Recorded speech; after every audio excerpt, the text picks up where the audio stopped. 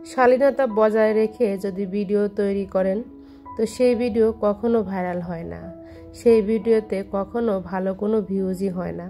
এরকম আসলে অনেক দেখেছি, ভালো কোনো ভিডিওতে ভালো ভিউজ আসে না। আপনি যদি একটু নাচানাচি করেন, অশ্লীলভাবে ভিডিও তৈরি করেন, তো দেখবেন যে আপনার ভিডিও রাতারাতি ভাইরাল হয়ে যাবে। হ্যালো এভরিওয়ান, আসসালামু আলাইকুম। আমি শারমিন চলে এলাম আপনাদের মাঝে নতুন দিনে নতুন আরেকটি ব্লগ ভিডিওর মধ্য দিয়ে সায়েন্স মম ওয়ার্ল্ডের থেকে। আশা করি আমার প্রিয় ভিউয়ার্স আপুরা অনেক বেশি ভালো আছেন, সুস্থ আছেন। আলহামদুলিল্লাহ আমিও আমার পরিবার নিয়ে বেশ ভালো আছি, সুস্থ আছি।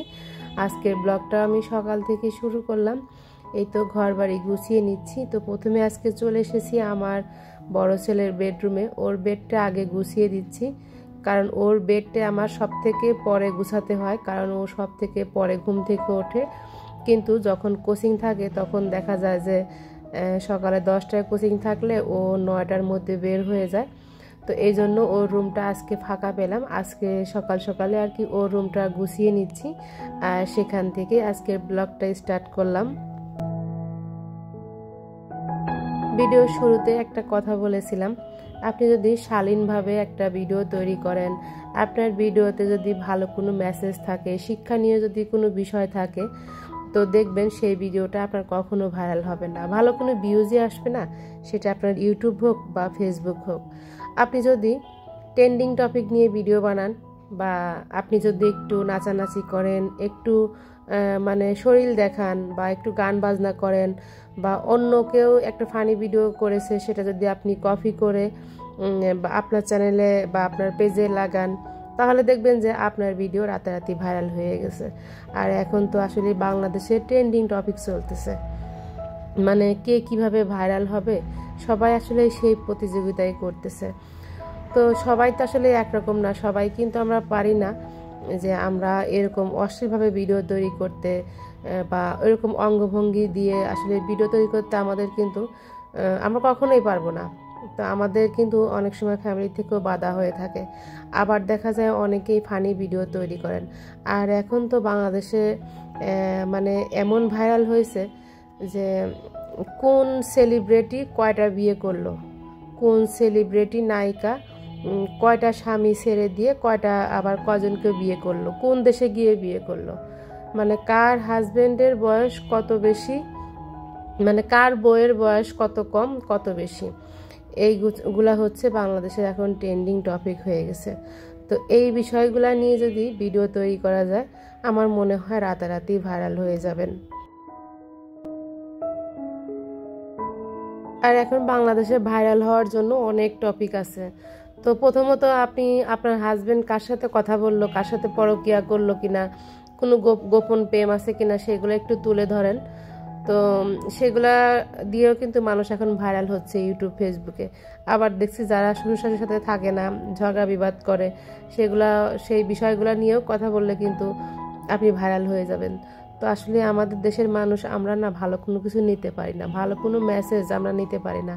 একটা ভিডিওতে শিক্ষণীয় বিষয়ে দেখবেন যে ভিউ একদমই হয় না, কিন্তু এই বিষয়গুলো নিয়ে কথা বলেন, দেখবেন যে আপনার চ্যানেলে অনেক ভিউ হয়ে যাবে। সাধারণ এই যে আমরা ব্লগিং করি, অনেক আপুরাই আছে ফেস দেখাই না, ক্যামেরার সামনে আসি না, এই যে এইটুকু কিন্তু অনেক মানুষ আমরা মেনে নিতে পারি না।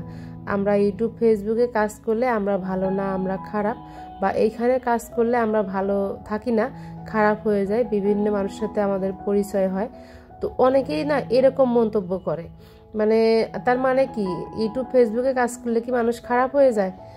আসলে ইউটিউব ফেসবুক এমন একটা বিষয়, আপনি যেদিকে নেবেন সেদিকেই যাবে।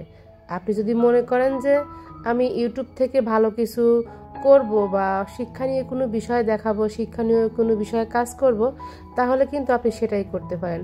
আর আপনি যদি মনে করেন যে না আমি এই জায়গায় খারাপ কিছু করব, খারাপভাবে কাজ করব, মানে অশ্লীলতা করব, তাহলে কিন্তু আপনি সেদিকেই যেতে পারেন।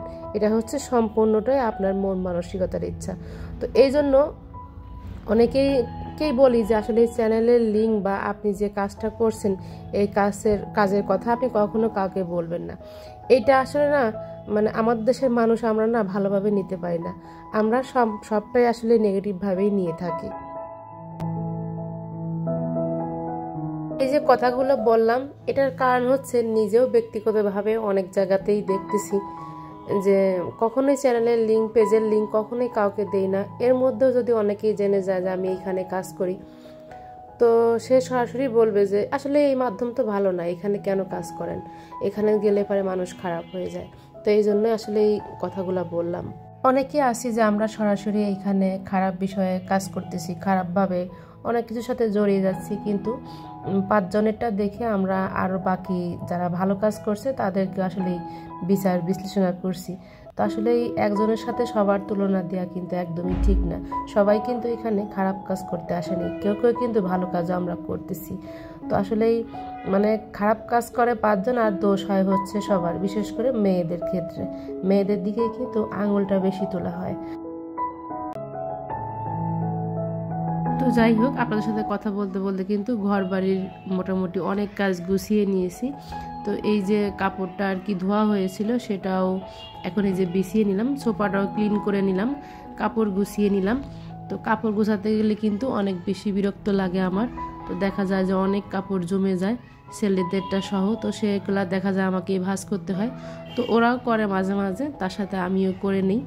তো এখন মোটামুটি ঘর বাড়ি গুছিয়ে এখন চলে এসেছি কিচেনে, রান্নাবান্না করব। এখানে খুবই সিম্পল রান্নাবান্না করে নিচ্ছি, করলা ভাজি আর হচ্ছে ফুলকপি আলু দিয়ে সিম দিয়ে রুই মাছের ঝোল।